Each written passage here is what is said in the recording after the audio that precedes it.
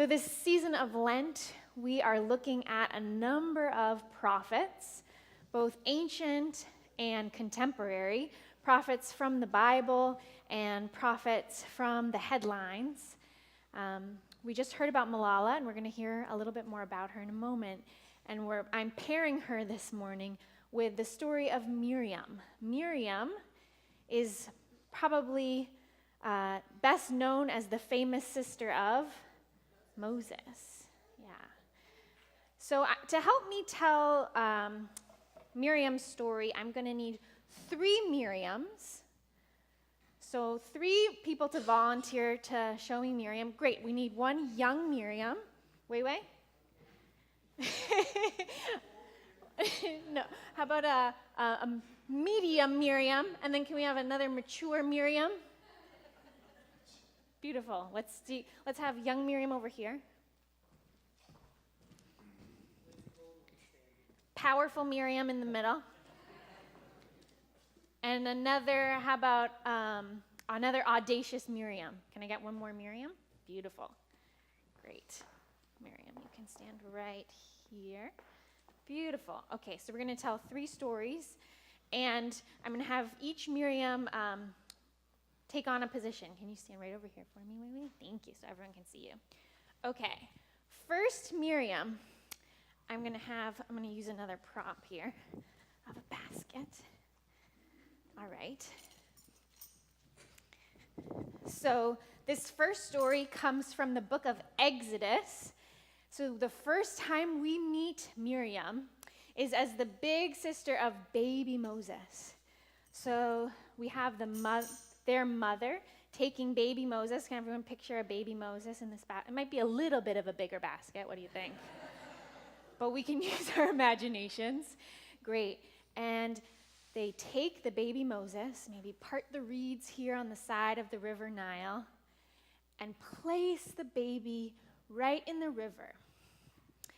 And the story says that his big sister, Miriam, stood a little ways off behind the reeds and kept watch to see what would happen to her brother. So can you keep watch? Beautiful, excellent, and hold that, freeze right where you are. Thank you, Miriam. All right, another time we meet Miriam is also by water. It's right after they have escaped from Egypt, a little bit further on in the book of Exodus. And this time, instead of the Nile, we are at the Red Sea. And the Red Sea has parted, allowing Moses and Miriam and all the Israelites to escape from Egypt and be free, and then closing on Pharaoh. And we have Miriam with a tambourine, it says, Miriam leading the women in song and dance, praising God, however you want to interpret that. You can just, yeah, there we go. Beautiful.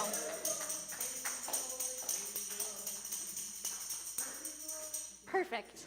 Thank you, Miriam. Excellent. Okay. And then finally, we have Miriam a little further on in the book of Numbers, and it's been many years now.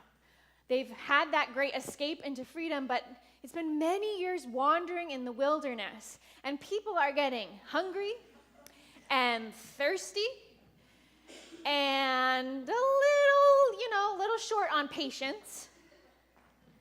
And Miriam and brother Aaron. Actually, can I get a brother Aaron up here with Miriam? 1 more brother Aaron. Yeah, great. Thank you, Aaron.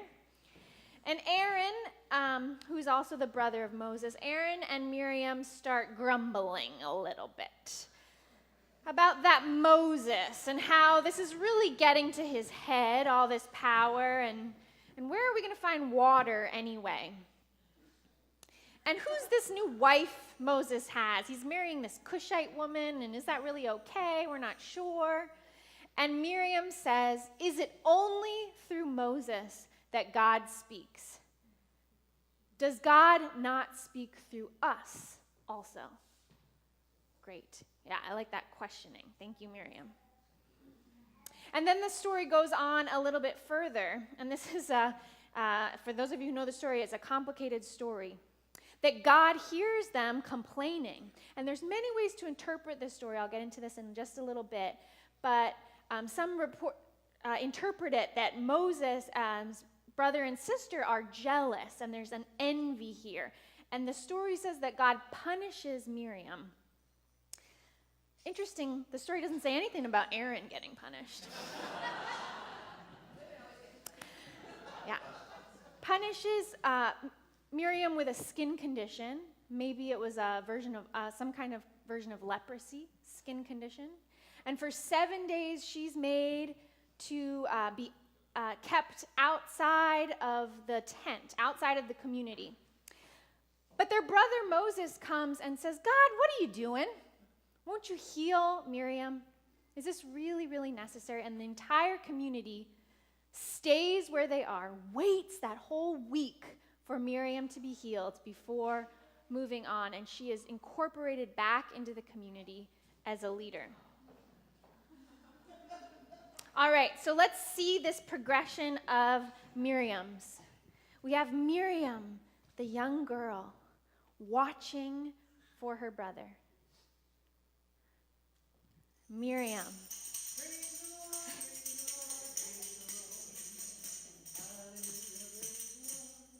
Beautiful. And Miriam questioning God. Does not God speak through us also? Amen. Thank you, Miriam and Aaron. Beautiful.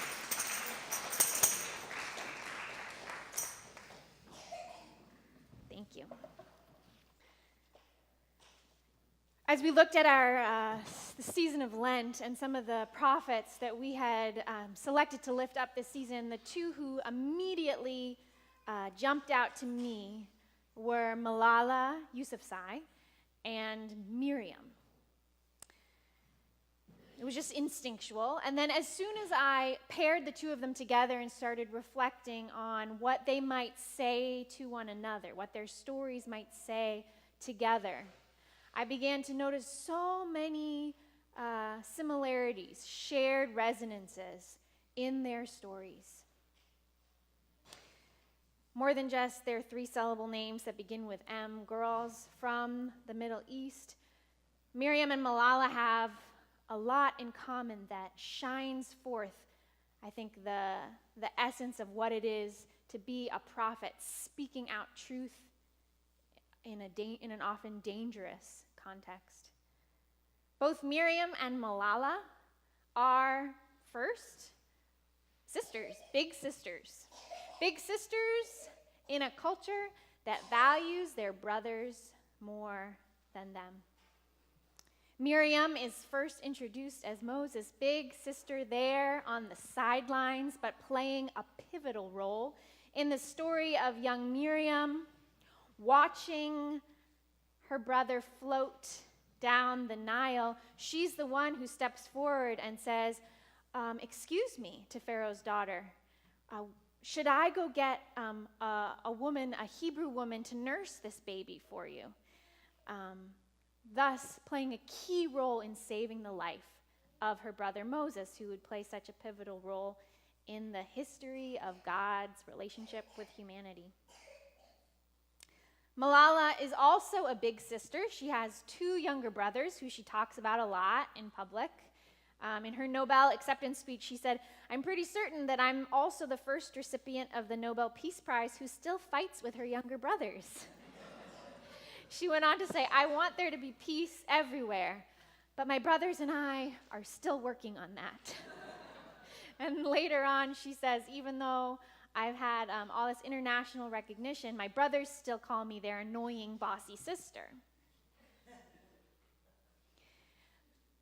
She tells the story of her own birth, as was told to her by her parents, that when she was born in the Swat Valley in Pakistan, that some of their relatives came to the house and told her mother, "Don't worry, next time you'll have a son." That her father was so certain that there was something different about this child from the beginning that he put trinkets and gifts in the basket with her as a baby, even though that was never done with girls, only with boys.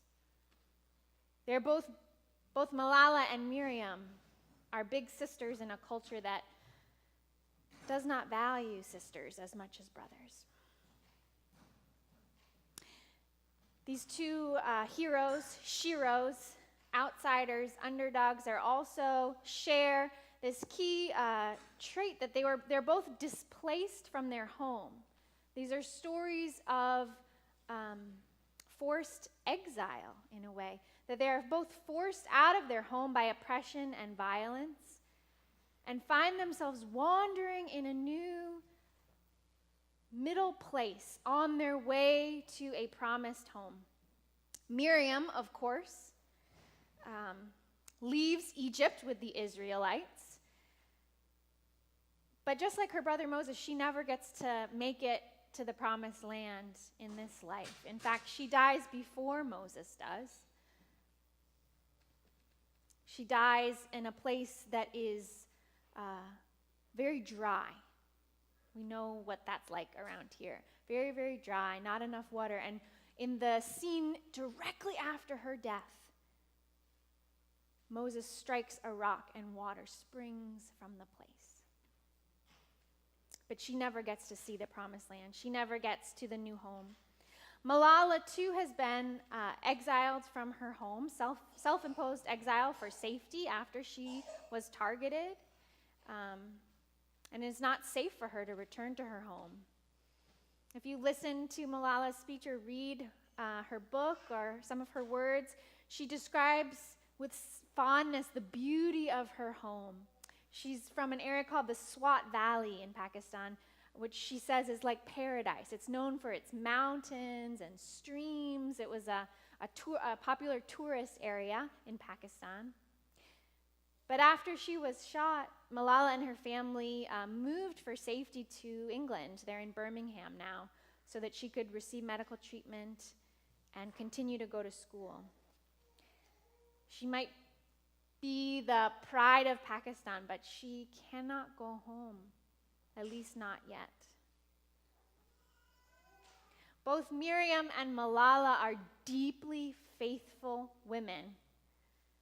Neither of them are Christian women, but they teach us in a profound way what it means to lead from a place of deep faith and trust in adversity.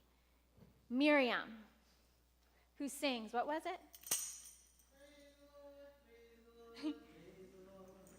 She sings to praise to the Lord in the wilderness when they've been freed, but in reality, their journey is just beginning. There's so much road ahead of them. Still, before planning and scheming, she sings praise to the Lord. And that's why she's often depicted with a tambourine. And she's committed to the community of faith and often prods Moses and Aaron to make sure they're doing the right thing, to make sure they're really listening to God's voice. Malala, too, is a deeply faithful person. She is a devout Muslim feminist.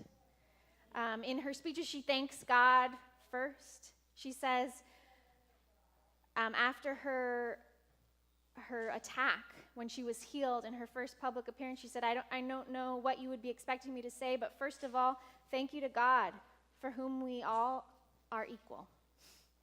And thank you to every person who prayed for me. She speaks a voice of Islam, of profound peace and forgiveness in the face of a very loud voice of violence and hate and oppression. She speaks out in the name of a peaceful Islam, interpreting the Quran with peace at the center. My favorite theological reflection by Malala that I found was about how big God is.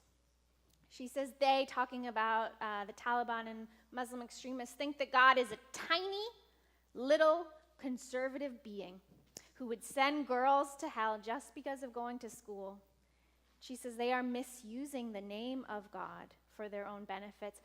They think God is so tiny that they can know and use God. But God, our God, is so much bigger than that. Both Malala and Miriam are not given a voice, but rather have to fight for one, claim a voice. And so truly they, to me, are outspoken prophets. Miriam says, is it only through Moses that God speaks? I mean, God's been speaking to all of us. Does God not speak through us also? And that voice echoes throughout history. All the voices on the margins who've been excluded. Does not God speak through us also?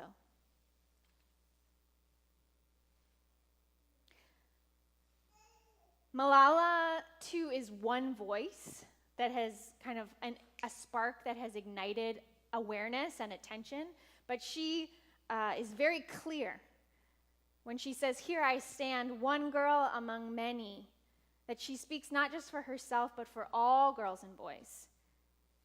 She says, "I raise up my voice, not so that I can shout, but so that those without a voice can be heard." I discovered that Malala's name has a story too. Her parents named her after a folk hero in Afghanistan, Pakistan, named Malalai. Malalai is sort of like the Pashtun, which is their tribal people's version of Joan of Arc, a folk heroine who defeated the British Army hundreds of years ago, and she is known as this brave and prophetic voice. So I think part of what has caught on about Malala's vision is both her childlike innocence, her honesty, and then this fiery prophetic line that her parents even claimed for her. Of course, both stories have violence and punishment in them. Both Malala and Miriam are stories of girls, women who speak out and suffer, endure the consequences of speaking out in a society that silences voices like theirs, who speak up and are punished for it. Now, in our biblical story, you can interpret it many ways. The text says that God punishes Miriam, which you can make an argument around, like I was saying earlier, envy, and are they making a political power move there? Maybe. But I wonder why Aaron isn't punished. I wonder why a skin affliction for Miriam was interpreted by whoever was writing the story as being a punishment for her speaking out. And then what happens next is that her community rallies around her. First, her brother, who asks and demands healing from God. And then the community there in the wilderness that refuses to leave her, even as she's quarantined outside of the community for 7 days. They did not march on until she was readmitted into the company of the people. So too, Malala's story is one of a community that rallies around her in the face of the violent experience she endures. Her family and her own community and the international community have rallied behind her. And I love this that I learned just this week. Even her mother, who had more traditional values and herself was never educated and never had ambitions beyond care of the home, her mother is now inspired by her daughter, is now learning to read and receiving an education of her own.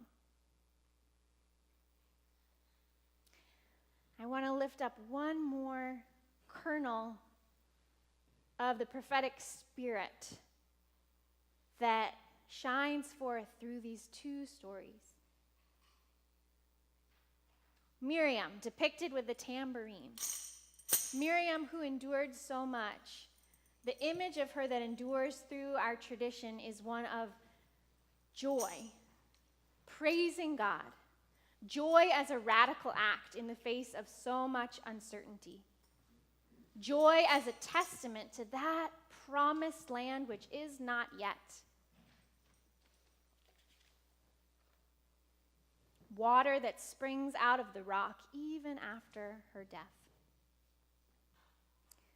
So to Malala, who was wearing pink both in here and in her speech to the UN on her 16th birthday, even when the Taliban encouraged women to wear dark colors, she almost always chooses a bright shade of pink. Malala, who recognizes that she's a normal girl, who laughs with an unflinching spirit and sense of joy, who has endured so much, and that joy is coupled with her unflinching commitment to empowering girls without an education the world over. 66 million girls who do not have an education. But her spirit, her bright pink flame will not be snuffed out. Her name Malala, apparently, in Pashtun, it means grief-stricken and sad. And when she was little, people would say, "You should change her name. It's a bad name. It means sad." But her father would say, "No, it has another meaning. It means brave." And her grandfather would always call her Malala, the happiest girl in the world. So may Miriam and Malala this Lent and the many prophets that we will lift up and enter into conversation with inspire us to speak up from the sidelines, to turn our displacement and exile into an exodus, to a land that is promised to us even if we do not see it yet, to claim a powerful, outspoken voice, and accept the consequences that may come, trusting that our community will hold us and rally around us. And in the midst of it all, to dance and laugh and practice the radical act of joy while trusting and proclaiming in the love of God that is so much bigger than we can imagine. Amen.